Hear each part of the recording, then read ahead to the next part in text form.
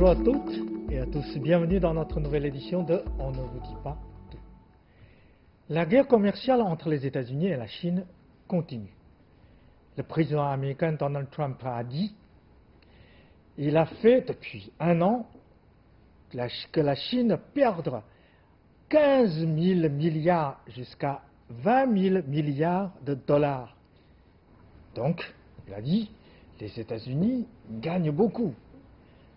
Ce chiffre est très étonnant. Je ne sais pas si c'est vrai. Alors, j'ai invité un spécialiste économiste Ting Yifan pour nous donner ses explications. Jusqu'à maintenant, les premiers 5 mois de l'économie chinoise, les statistiques sont sorties. Donc on peut voir quelles sont les conséquences de cette guerre commerciale entre la première et deuxième puissance économique du monde. Voilà, Ting Yifan, bonjour. Bonjour. Alors, bienvenue sur notre plateau et surtout qu'on vous connaît parce que vous êtes un économiste, vous avez obtenu votre doctorat à Bordeaux, en France, à Sciences Po. Et surtout, vous suivez de cette guerre commerciale Depuis le début, oui. Dès le début. Alors, 15 000 milliards à 20 000 milliards de pertes de la Chine. Apparemment, c'est un chiffre énorme. Oui. Est-ce que c'est fiable? Non, c'est une plaisanterie parce que. C'est une plaisanterie. C'est une plaisanterie parce que, vu la taille de l'économie chinoise est très importante, mais son PIB est seulement de 13, quelques milliards de dollars. 13 000 milliards, c'est-à-dire on perd tout. On n'est même pas à 14 000 milliards de dollars. On est à 13,8 à peu près 1000 milliards de dollars. On n'en est pas encore 14 000 milliards. Donc, de là à dire que la Chine a perdu 15 000 milliards de dollars, jusqu'à 20 000 milliards. C'est un rêve. C'est un rêve. C'est-à-dire la Chine a perdu tout ce qu'il ne possédait pas. C'est ça, Ah, c'est bon. un rêve. Bon, alors, les 5 premiers mois, les chiffres apparemment sont sortis. Alors, l'économie chinoise, la croissance a affaibli. La croissance, ou le taux de croissance, Oui. non, la croissance continue, le taux de croissance a décliné légèrement, pas beaucoup, Oui. mais légèrement, c'est sous le contrôle. 6%, 5%, 4%, Non, 2%. 6,2%. Ça va, 6,2%. ça va dans les prévisions normales, d'autant plus que l'exportation chinoise continue. La balance commerciale de la Chine est en faveur de la Chine. La Chine est toujours un excédent commercial important vis-à-vis de ses partenaires commerciaux. La Chine est toujours la première puissance commerciale du monde. La Chine exporte toujours beaucoup de choses. Le premier partenaire commercial de Chine est devenu l'Union européenne. Ça a été les États-Unis pendant longtemps, mais maintenant c'est... C'est-à-dire le commerce avec les États-Unis baisse. La guerre commerciale avec les États-Unis a eu des impacts sur notre exportation vers les États-Unis. Donc l'Union européenne, le premier marché, le deuxième marché est devenu le pays de l'ASEAN. Pays de l'ASEAN. C'est ça, oui, ce sont les pays de Sud-Est asiatique, l'association des pays Sud-Est asiatiques, est devenue, parce que nous avons un accord de libre-échange avec ces pays-là depuis 8 ou 10 ans. Donc c'est devenu rapidement, et beaucoup de ces pays font partie, je me rappelle, des pays de la ceinture, de la route. Et ça aussi, ça joue énormément, parce que la Chine investit beaucoup dans ces pays-là qui attirent l'exportation chinoise vers ces pays-là. Donc de ce point de vue, les pays de l'ASEAN sont devenus le deuxième marché de Chine. Les États-Unis est tombé en 3e position, mais reste toujours le 3e partenaire commercial de Chine. Mais seulement le commerce avec les États-Unis a décliné de beaucoup. Notre exportation vers le marché américain a décliné de 11,8%. Alors que les États-Unis, l'exportation américaine vers le marché chinois a chuté, a décliné de plus de 45%. Donc, la Chine a toujours un excédent commercial. La Chine a toujours un excédent commercial avec les États-Unis. Avec les États-Unis. de plusieurs centaines de milliards de yuan. Ces 5 premiers mois. Pendant les 5 premiers mois.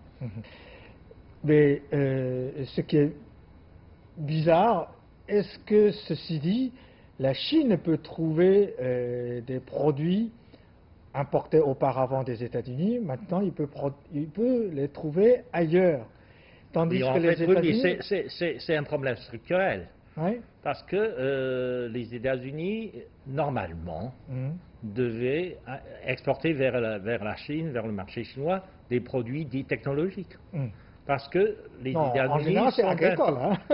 Oui, c'est pour ça que le paradoxe, c'est que le pays le plus puissant du monde, le pays, disons, industriellement le plus puissant du monde, exporte vers un pays en développement des produits primaires.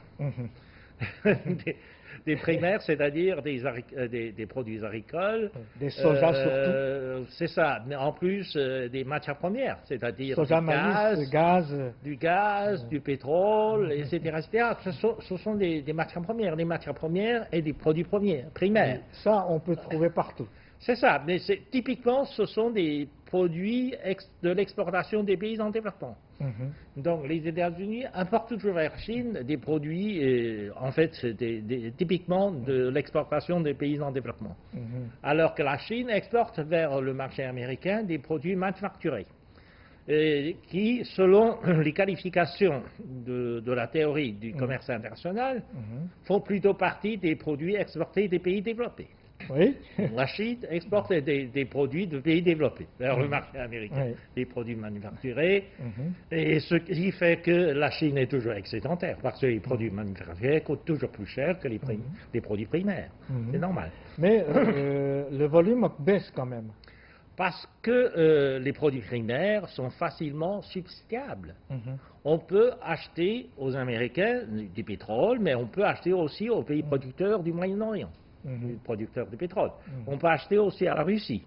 On peut acheter au Canada. On peut acheter aux autres pays d'Afrique ou de l'Asie. Et de l'autre côté, les Américains peuvent trouver d'autres pays pour remplacer la Chine, par exemple les produits manufacturés. Difficilement.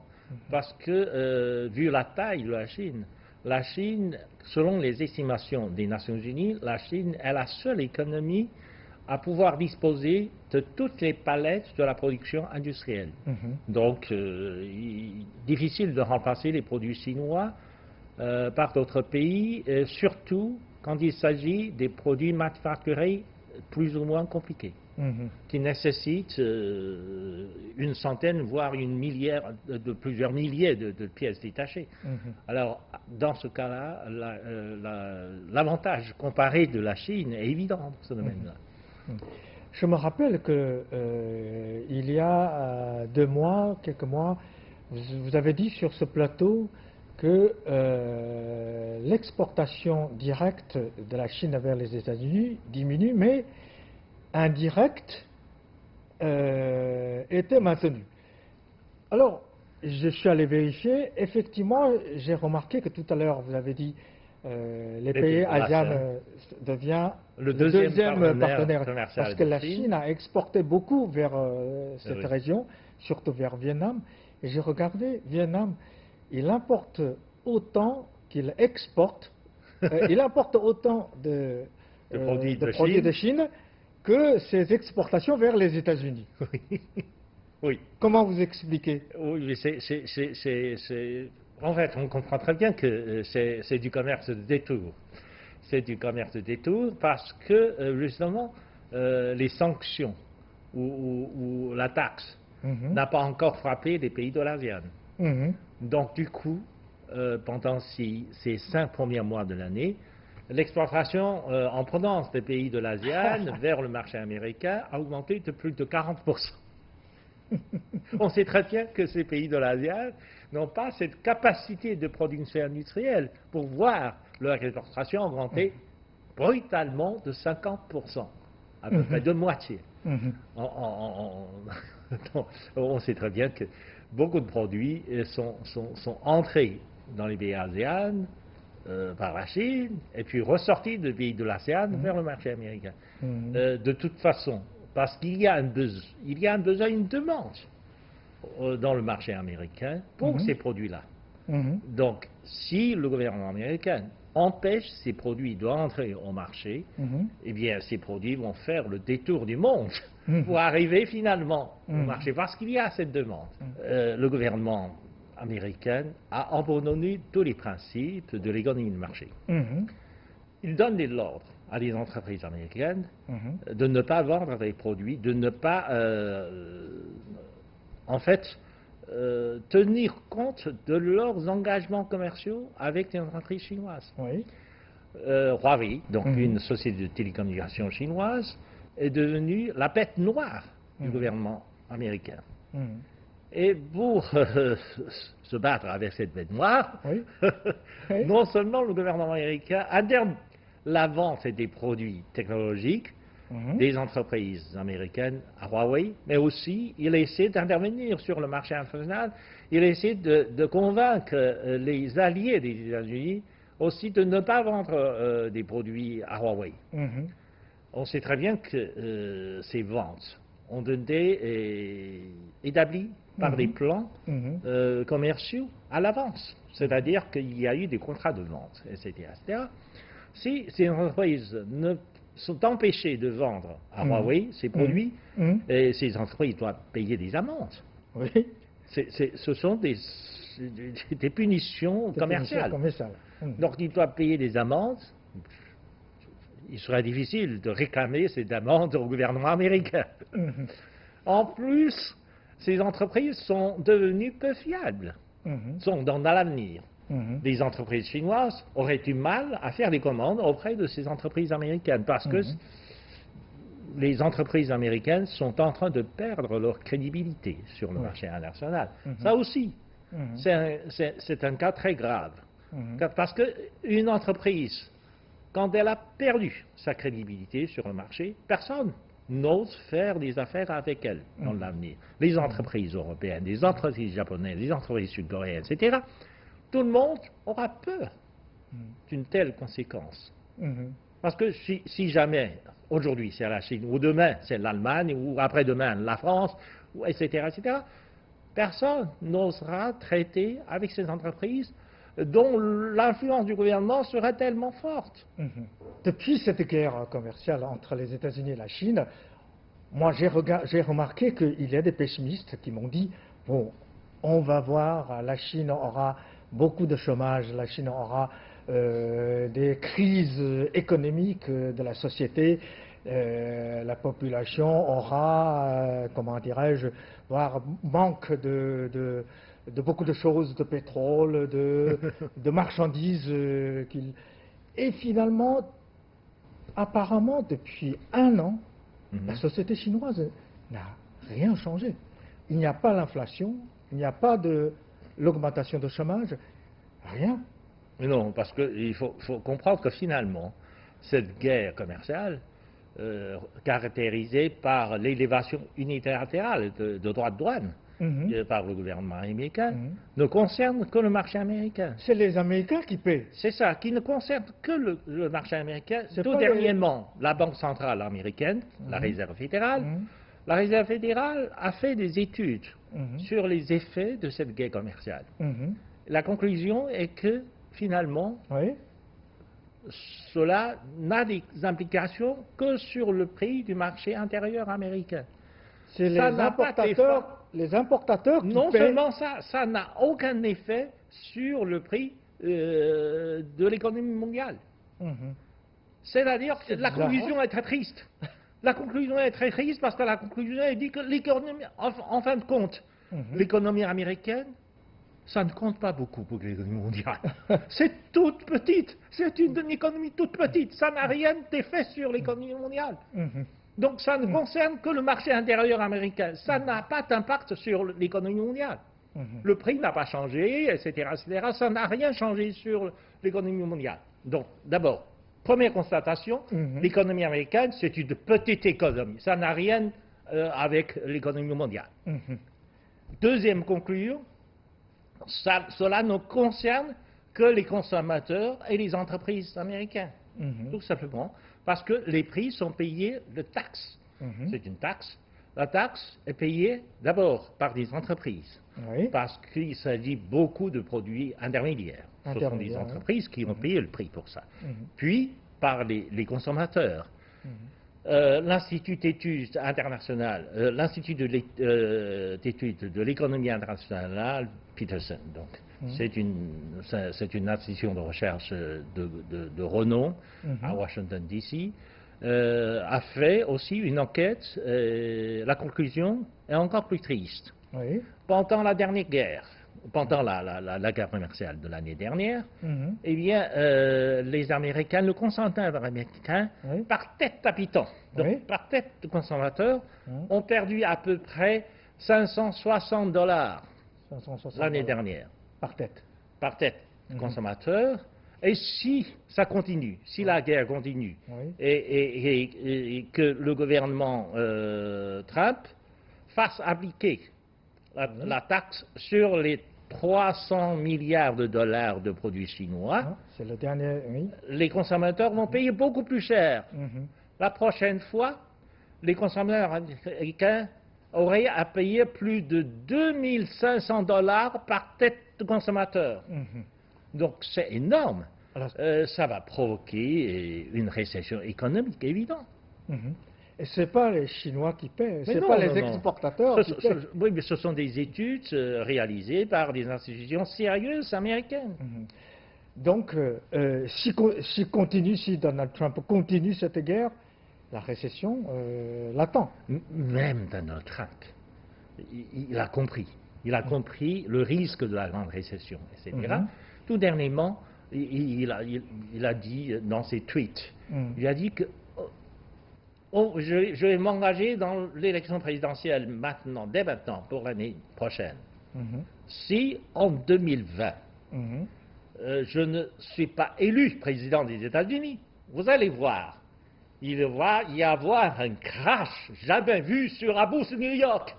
C'est une menace. Mais il sait ça, que la crise est en train d'arriver. Mais quelle éhonté.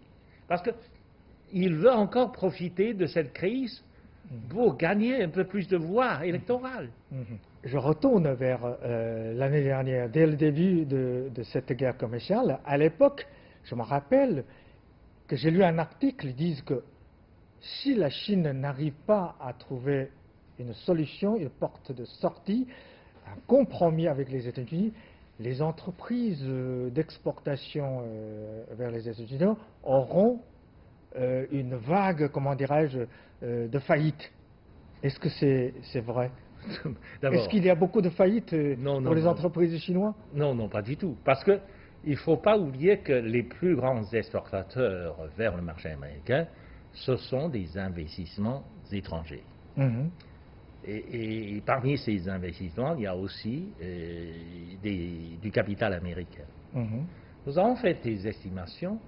Et parmi les 10 premiers exportateurs, entreprises, parmi les 10 premières entreprises exportatrices vers le marché américain, aucune n'est de l'investissement chinois.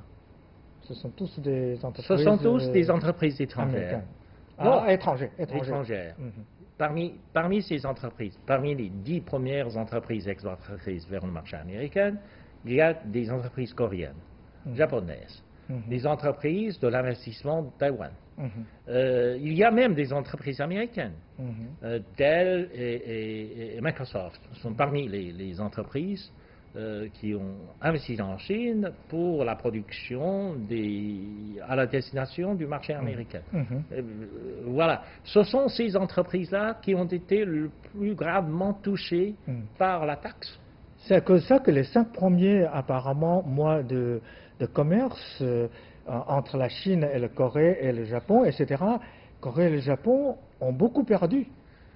Parce que tous ces pays-là, de l'Asie de l'Est, constituent une chaîne de production. Ce qu'on appelle la chaîne de valeur, ou la chaîne de production internationale, régionale, mondiale, etc. etc.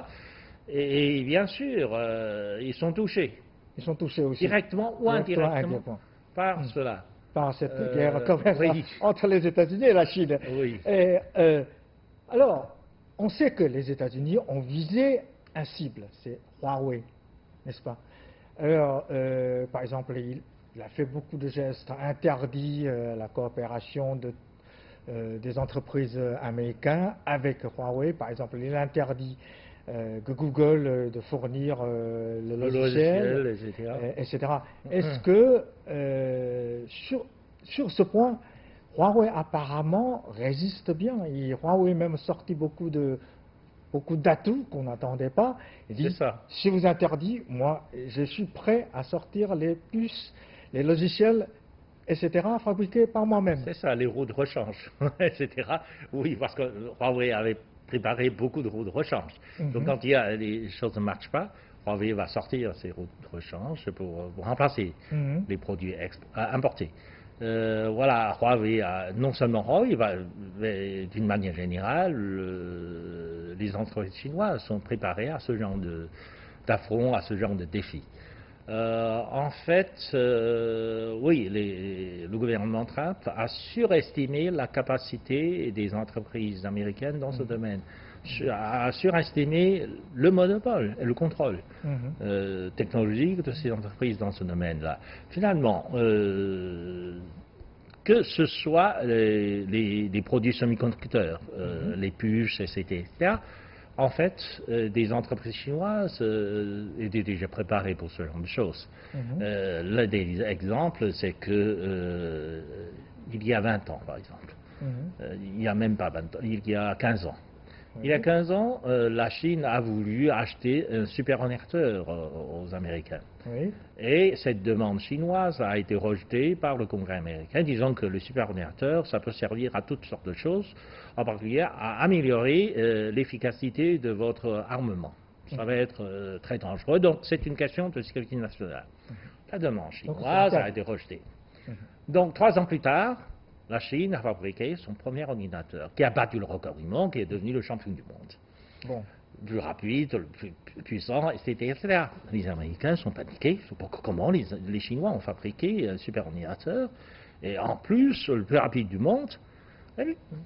Ils ont fait une petite investigation, et ils ont découvert, finalement, les Chinois ont acheté des puces de la société américaine Qualcomm pour monter leur super ordinateur. Puis, cette fois-ci, le Congrès américain interdit l'exportation de puces vers la Chine. de vendre ces puces à la Chine. Et puis, pas de chance. Quelques années plus tard, oui, en 2012, en 2013, la Chine successivement a construit des superordinateurs les plus puissants du monde, qui ont battu successivement le record du monde. Et puis, cette fois-ci, tous les produits, toutes les pièces de ces superordinateurs, y compris BIOS, etc., sont toutes fabriquées en Chine. Cette fois-ci, ils sont paniqués, ils ont perdu un marché énorme. Mais en plus, ils n'ont pas empêché la Chine de faire des progrès dans ce domaine-là. Mais la Chine détient le record de ces 5 premiers superordinateurs du monde. Les 5 superordinateurs les plus puissants sont tous faits en Chine. Et par des fabricants chinois. Donc cela montre que finalement, ça ne peut pas empêcher la Chine de faire ce genre de progrès technologique. Mais Huawei a avoué quand même qu'il a préparé une partie seulement et certains produits, si les États-Unis... Oui, c'est une menace énorme qui pèse sur Google, par exemple. Parce que Google avait promis de donner Android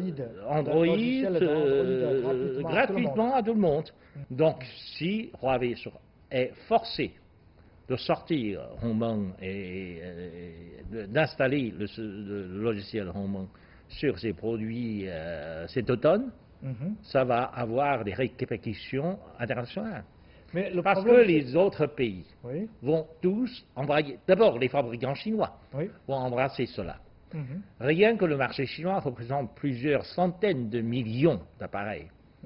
Donc, ça suffit pour rentabiliser l'investissement. Peut-être les marchés américains ou étrangers n'accepteront pas cette nouvelle logiciel. Non, les Européennes ont horreur de ça. Les Européennes ont horreur du contrôle ou du monopole technologique de Google. Google a été sanctionné à plusieurs reprises par la Commission européenne. Donc les Européens en ont marre de ce contrôle, etc. Donc je pense que les Européens vont embrasser un nouveau logiciel ouvert, d'ailleurs ouvert au public, etc. Tout le monde peut participer à l'élaboration d'autres software, d'autres logiciels sur la base de ce nouveau logiciel opérationnel. Et en ce moment-là, Google aura des difficultés. C'est pour ça que jusqu'à maintenant, Google est en train de lobby. En train de lobby en faveur de Huawei, en fait. Parce qu'ils veulent que Huawei continue à utiliser ce logiciel. Ce client précieux, etc. Ils veulent continuer à... C'est pour ça que, d'ailleurs, des sociétés technologiques américaines, pas seulement Google, il y a Google, il y a Microsoft, etc. Toutes ces sociétés technologiques américaines sont maintenant en train de lobby en faveur de Huawei. Donc, les 5 premiers mois de 2019 montrent que la Chine n'a pas beaucoup perdu dans cette guerre commerciale. Non, ça n'a pas fait bouger l'économie chinoise. Au contraire, ça n'a pas fait bouger l'économie chinoise. Au contraire, si on regarde dans le détail, il faut reconnaître que finalement l'économie chinoise a profité de cette guerre. Oui. Parce que, en fait, si on regarde un peu la structure de l'exportation chinoise, il y a plus de l'exportation des entreprises chinoises que des entreprises étrangères installées en Chine. C'est-à-dire que la taxe a frappé principalement les entreprises étrangères installées en Chine. Alors que, y compris les entreprises américaines installées en Chine. Etc. Bien, en fait, l'exportation chinoise continue et cette fois-ci, il y a plus d'exportation des entreprises chinoises. Et alors, il nous reste encore quelques minutes. Je pose toujours la même question, c'est que comment voyez-vous l'avenir de cette guerre? Parce que jusqu'à maintenant, vous voyez, la Chine a lancé une guerre d'opinion contre... Non, en fait, si le gouvernement Trump persiste sur cette voie de guerre commerciale, voilà, justement, non seulement ce gouvernement irresponsable va tuer des entreprises américaines, littéralement. Ce gouvernement est en train de tuer des entreprises américaines, mais aussi ce gouvernement risque de provoquer une grave récession à l'économie américaine. C'est-à-dire une autre 2008. Ce sera une crise, même selon les tweets du président Trump. Ce serait une crise du jamais vu, beaucoup plus grave que la crise de 2008. Mais comment peut-on supporter ça, parce que l'économie mondiale est très fragile actuellement? Oui, mais je sais pas. On peut pas. Oui, mais vu l'importance de l'économie américaine sur l'économie mondiale, selon la dernière étude de la Réserve fédérale, mais finalement, on peut espérer que finalement, si les autres économies du monde se coopéraient à l'exclusion de l'américaine, bien, on pourrait mieux résister au choc de la crise américaine. Mais il faudrait un renforcement de la coopération internationale entre les autres partenaires de l'économie mondiale. Oui. Bon, merci beaucoup, Deng Yifan, merci pour vos explications qui sont toujours très claires. Merci, et j'espère qu'on se verra encore lorsque cette guerre connaît le début de sa fin. Oui. Bon, merci beaucoup. Merci, Deng Yifan. Merci aussi à nos chers téléspectateurs. Merci pour votre fidélité et à la prochaine.